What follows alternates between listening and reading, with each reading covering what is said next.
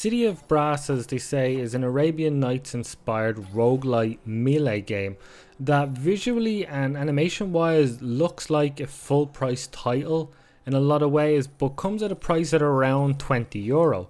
And like I said, this is a first person roguelite game, so when you die, you've got to start all over again. And while that would be fine, there's elements of the game that can really frustrate, and it's not actually the combat, it's the abundance of traps that are laid in your way that can take off as much as like a whole heart of health, and you only have a couple to begin with, to basically one like killing you straight out. And that is ultimately frustrating when you're getting through a run, because like I said, there are quite a number of floors in this, or levels in this game, so if you die, you've got to start all over again. So to have sort of one little mistake cost you upwards of an hour or two of a run, it is almost unforgivable in a lot of ways. But beyond that, there are smaller traps, and as you play more, as you expect, you get to learn the telltale signs of where they are, and you become much more aware of those things, and that sort of is one part of it. It's just when you are killed off straight away, it's pretty frustrating. You can find shops around the world which will help you disable traps, but the traps are only disabled for that level. There are no end of treasures and gold to pick up along the way that you can then use to buy that stuff, and that sort of exploration part of it can be a lot of fun. And then other than exploring and picking up gold and also sort of being aware of traps, there are a ton of enemies, and the enemies at the beginning to me sort of felt a little one note. You whip them and you hit them, but as you go on through the levels, more enemies are thrown at you that offer different sort of gameplay styles. There's one enemy in particular that you cannot hurt. Basically, they throw fireballs at you consistently, and you've got to sneak up to it and interact with it and turn it on into your favor. And this is by far the most frustrating enemy in the entire game, because it's just relentless, and sometimes to be opened out in the open, because this is procedurally generated, which means there's nowhere for you to sort of get around it. It's the balls are thrown at you at such a pace that you can't exactly outrun them or outmaneuver them.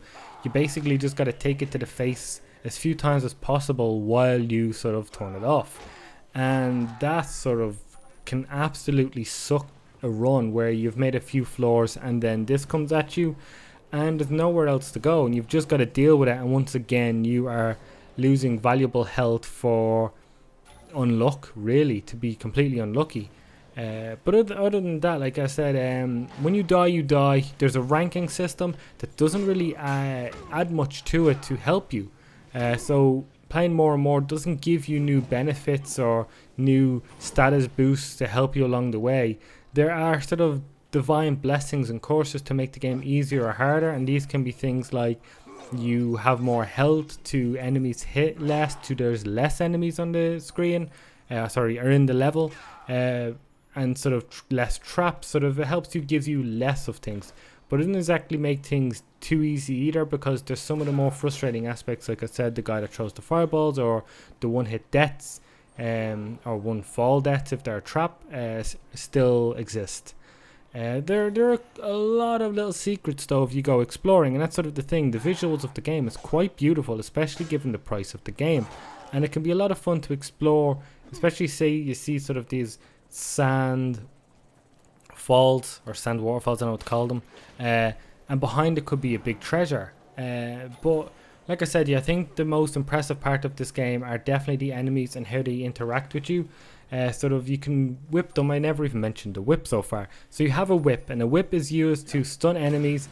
It's used to set off traps. It's used to sort of, there are sometimes hooks on certain areas where you can sort of grab onto and sort of swing along, but what it's mostly used to do is interact and pick up items. So like I said, there's a ton of gold items throughout the world. Some of them will be out of reach, or if you don't want to walk over, you can simply just whip it and it will be collected. If you want to set off a trap if it's in your way, you can use the whip to do that. And then you can also hit weapons out of enemies' hands, and sort of the animation of this is pretty genius in terms of how they react to it. I got a little bit of a giggle out of me, to be honest, when it first happened, and they looked, I don't know, they looked like didn't know what happened to them. And yeah, it's a lot of fun when stuff like that happens, but the combat is pretty fun. It's simple. in the sense you have a melee weapon like a sword or anything like that.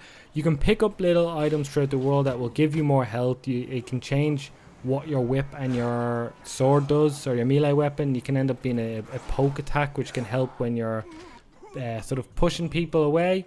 It's got great. It just feels really good. I have to say, it does feel really good. I think the biggest down point to this game is the procedural generation can sometimes go against you in a way that just feels like it's impossible. And then, like I said, when you've been in a run for an hour or so, it can be incredibly frustrating. But I definitely enjoyed my time with City of Brass. I think I would recommend it for anyone who's interested at all. I think there's a lot of good to this game. There are some bad, like I mentioned, but I think overall the good outweighs the bad.